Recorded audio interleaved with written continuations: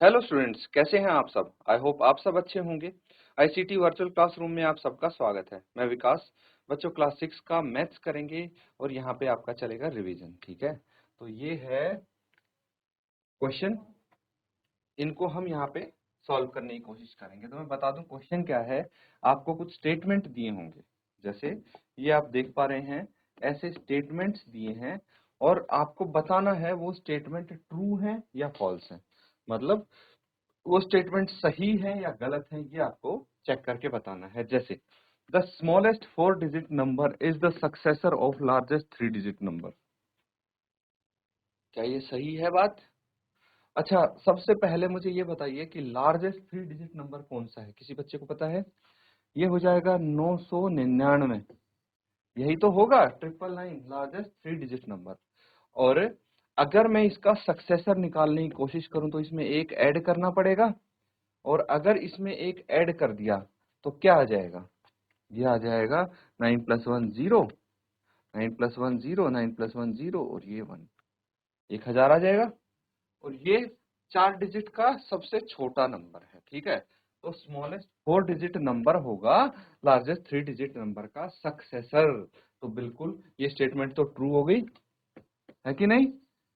तो आप ट्रू लिखेंगे। इस तरह से करने हैं ये क्वेश्चन सॉल्व।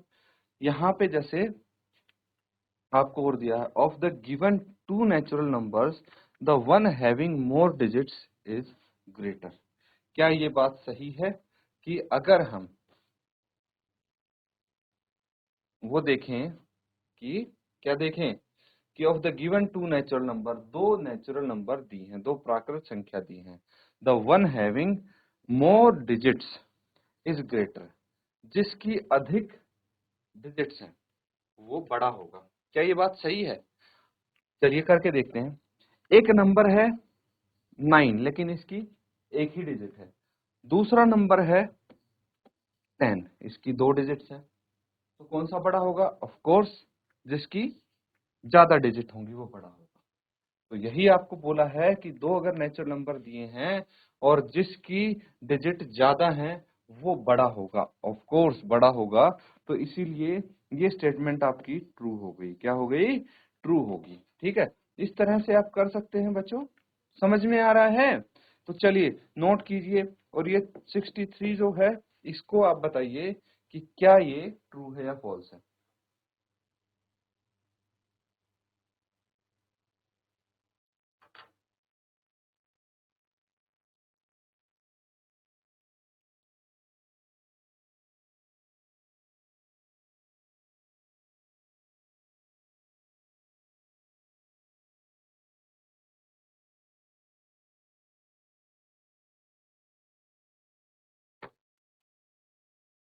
ठीक है बच्चों, तो कर लिया है ये नोट सबने।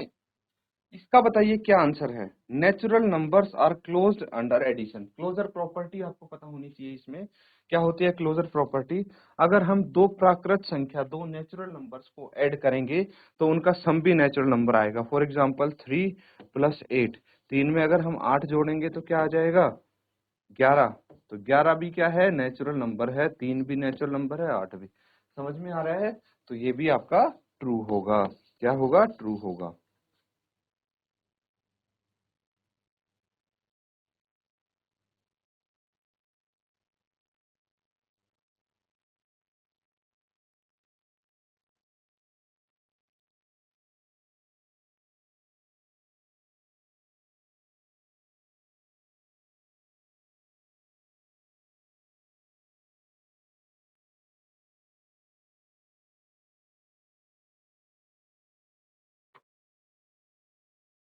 ठीक है, नोट कर लिया सबने। आगे करते हैं अब। देखिए ये प्रॉपर्टी अगर आपको अच्छे से याद है तो आपको कोई परेशानी नहीं होगी इनको सॉल्व करने में। चलिए इसको देखते हैं। यहाँ पे आपको क्या बोला गया है? Natural numbers are not closed under multiplication. ये बोल रहे हैं नेचुरल नंबर यानी प्राकृत संख्या मल्टीप्लीकेशन के अंदर क्लोज्ड नहीं है। ठीक है, तो इसका मतलब क्या है कि अगर हम दो नेचुरल नंबर्स को मल्टीप्लाई करेंगे 3 × 8, तो जो आंसर आएगा जरूरी नहीं है वो भी नेचुरल नंबर हो। लेकिन यहाँ तो ऐसा होता है आप कभी भी दो नेचुरल नंबर को मल्टीप्लाई करोगे तो रिजल्ट भी नेचुरल नंबर ही आएगा। इसीलिए ये क्या हो जाएगा, स्टेटमेंट फॉल्स हो जाएगी, है ना। ये गलत स्टेटमेंट की है इन्होंने, ऐसा तो नहीं होता, क्योंकि नेचुरल नंबर क्लोज्ड होते हैं। अगर यहाँ पे नोट नहीं होता तो ट्रू होता ही। समझ में आ रहा है। अगला देखिए, natural number are closed under subtraction. क्या ये सही है कि natural number are closed under subtraction? बिल्कुल नहीं। नेचुरल नंबर सब्ट्रैक्शन के अंडर क्लोज्ड नहीं है, क्योंकि अगर दो नंबर्स को, नेचुरल नंबर को सब्ट्रैक्ट करेंगे तो जरूरी नहीं है कि आंसर हमारा नेचुरल नंबर ही आए। फॉर एग्जाम्पल, जैसे अगर मैं 15 में से 12 माइनस करता हूं तो ऑफ कोर्स मुझे नेचुरल नंबर मिलेगा, लेकिन हमेशा केस ऐसा नहीं होगा, क्योंकि अगर मैं 12 में से 15 माइनस करूंगा तो यहाँ पे नेचुरल नंबर नहीं आएगा। समझ में आ रहा है। इसीलिए ये स्टेटमेंट आपकी फॉल्स हो गई। क्या हो गई? फॉल्स हो गई। अब addition is commutative for natural number. अब कम्यूटेटिव प्रॉपर्टी क्या होती है? कम्यूटेटिव प्रॉपर्टी अगर आपको याद है तो बहुत अच्छी बात है। कम्यूटेटिव, देखिए रिवीजन का नाम ही मतलब ही यही है कि आपने जो पढ़ा है वो आपको आता है, इसी के आधार पे हम क्वेश्चन कर रहे हैं, तो आपके कॉन्सेप्ट भी रिवाइज हो जा रहे हैं। तो कम्यूटेटिव प्रॉपर्टी क्या कहती है, कौन बताएगा कम्यूटेटिव प्रॉपर्टी के बारे में? कम्यूटेटिव प्रॉपर्टी कहती है कि अगर मैं दो नेचुरल नंबर्स को जोड़ूंगा, दो प्राकृत संख्या को जोड़ूंगा, तो पहले मैंने ए लिख दिया, बाद में बी लिख दिया, या फिर पहले बी फिर ए, तो कोई फर्क नहीं पड़ेगा आंसर पे, आंसर सेम आएगा। मतलब उनका ऑर्डर अगर हम चेंज कर देंगे तो भी दिक्कत नहीं है। तो बिल्कुल सही बात है, addition is commutative for natural numbers. ये आपकी स्टेटमेंट हो गई ट्रू। नोट कर लेंगे इनको।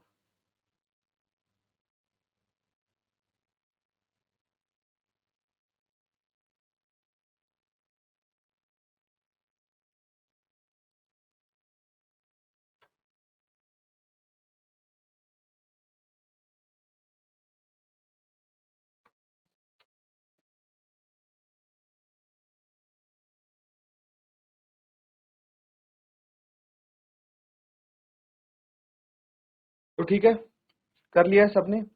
आगे देखिए, अब नेक्स्ट क्वेश्चन करेंगे। अब यहाँ पे आपको बोला है one is the one is the identity for addition of whole numbers.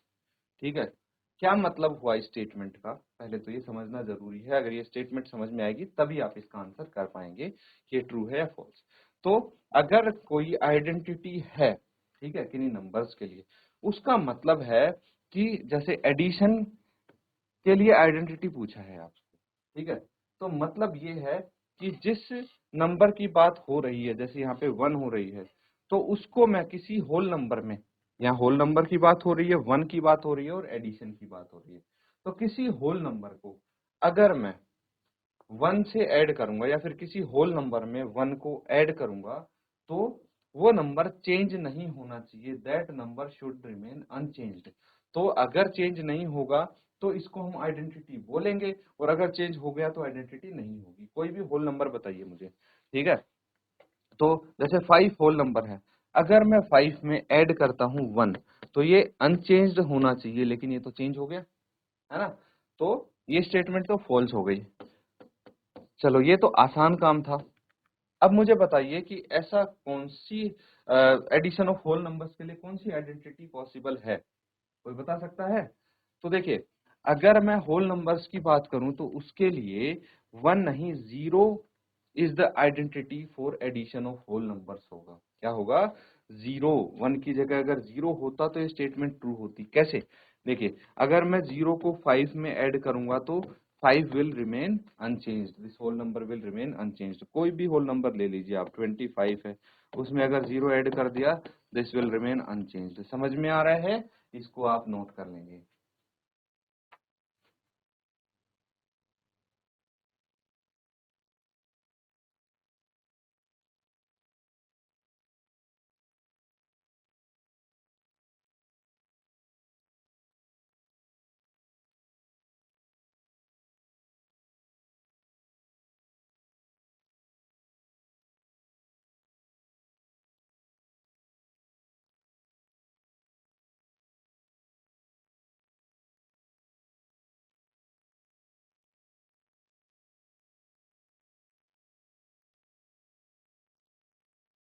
ठीक है, हो गया यहाँ पे। अब देखिए आगे क्या बोला गया है, वन इज द आइडेंटिटी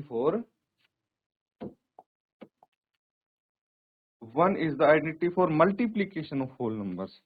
इस बारी मल्टीप्लीकेशन ऑफ होल नंबर्स के लिए बता रहे हैं वन को आइडेंटिटी। तो क्या ये सही होगा? तो अगर मैं किसी भी होल नंबर को, जैसे 5 है, 1 से मल्टीप्लाई करूंगा तो ये अनचेंज्ड रहेगा, 5 ही रहेगा, है ना। एडिशन में चेंज हो जा रहा था लेकिन मल्टीप्लीकेशन में चेंज नहीं होगा। 25 को 1 से किया तो कितना आ गया, 25 ही आ जाएगा। 0 को 1 से किया तो 0 ही आएगा। समझ में आ रहा है? इस तरह से आप यहाँ पे बोल सकते हैं कि one is the identity for multiplication of whole numbers. ये स्टेटमेंट बिल्कुल सही है, ट्रू लिखेंगे आप। Got it? तो अगला देखिए, there is a whole number. ठीक है, एक ऐसा होल नंबर है, ऐसी एक पूर्ण संख्या है, which when added to a whole number, जिसको अगर हम एक होल नंबर में जोड़ते हैं, ऐड करते हैं, gives the number itself। ठीक है, तो वो नंबर हमें खुद वही वाला नंबर मिल जाता है। तो ऐसा कौन सा होल नंबर है, ऐसी कौन सी पूर्ण संख्या है जिसको किसी पूर्ण संख्या में जोड़ने से वो चेंज नहीं होती? इसी की बात कर रहे थे अभी, वही पूर्ण संख्या हमें मिलेगी।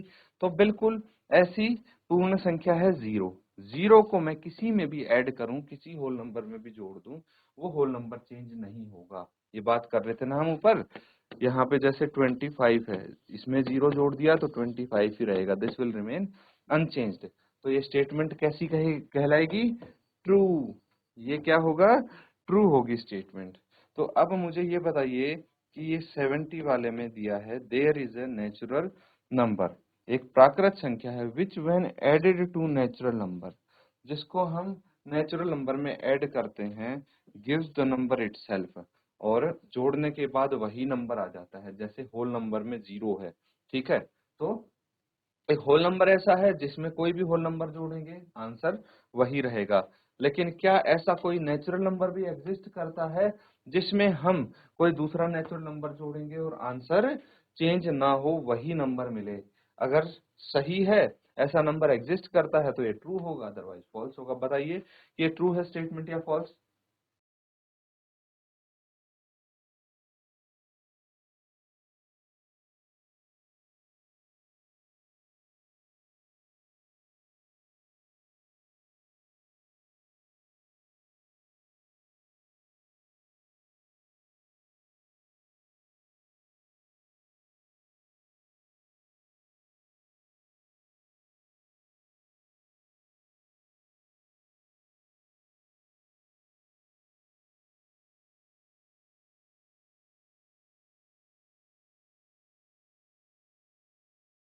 तो ठीक है बच्चों, अगर इसकी बात करें, देखिए जो 70 है, तो यहाँ पे कोई ऐसा नेचुरल नंबर एग्जिस्ट नहीं करता जिसको हम जोड़ेंगे तो हमें नंबर अनचेंज्ड मिले। कोई नेचुरल नंबर अगर लेंगे तो भाई कोई भी ले लीजिए नेचुरल नंबर, जैसे सबसे छोटा 1 ले लेते हैं, इसको किसी में भी ऐड कर दो तो हमें नंबर सेम नहीं मिलता। एडिशन के लिए तो नहीं है ये, तो इसीलिए यहाँ पे ये स्टेटमेंट हो जाएगी आपकी फॉल्स।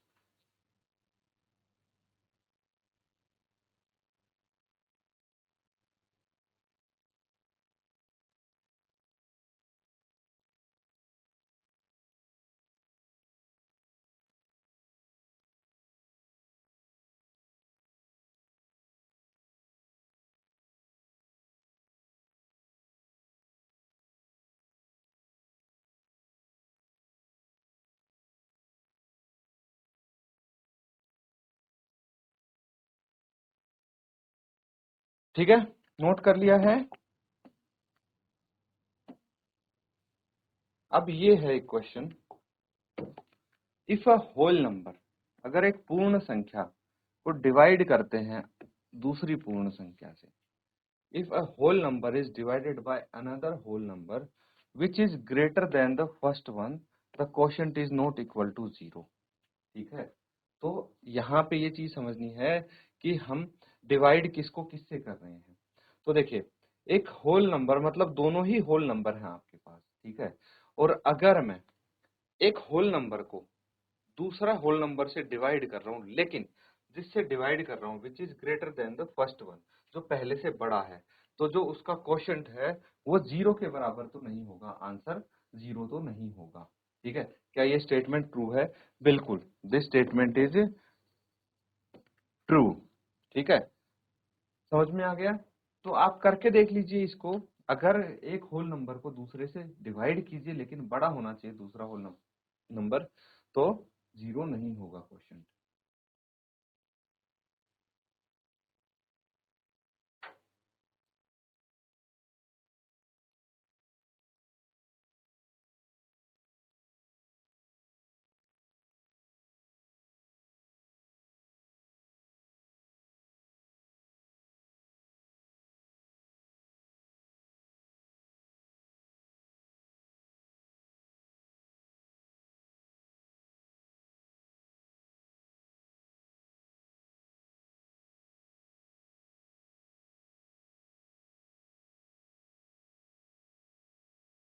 तो बच्चों यहाँ पे स्टेटमेंट में थोड़ा हम करेक्शन करेंगे। देखिए, ये आपका जो स्टेटमेंट है ये फॉल्स हो सकता है। क्या हो सकता है? False statement. ठीक है, ये फॉल्स क्यों है इसको हम डिस्कस करते हैं अभी। फॉल्स इसीलिए है बच्चों क्योंकि अगर एक होल नंबर को दूसरे होल नंबर से डिवाइड करेंगे, मान लीजिए मैं 5 को 10 से डिवाइड करता हूँ, तो ऑफ कोर्स इस केस में हमारा जो आंसर है वो 0 नहीं आएगा। ठीक है, नॉट इक्वल टू 0 होगा। तो भाई मैक्सिमम केसेस के लिए ये सही है, लेकिन अगर मैं जीरो को किसी दूसरे होल नंबर से, इससे बड़े होल नंबर से डिवाइड करता हूं, तो 0 को किसी भी होल नंबर से डिवाइड करो, आंसर 0 आएगा, है ना? ये तो 0 के बराबर हो सकता है। तो यहाँ पे यहाँ पे इन्होंने लिखा है नॉट इक्वल टू। अगर ये इक्वल टू होता तो ट्रू होती है स्टेटमेंट, अदरवाइज ये स्टेटमेंट फॉल्स है। समझ में आ रहा है? तो इसको आप नोट कर लेंगे। इस तरह से ये क्वेश्चंस आप यहाँ पे रिवाइज करेंगे।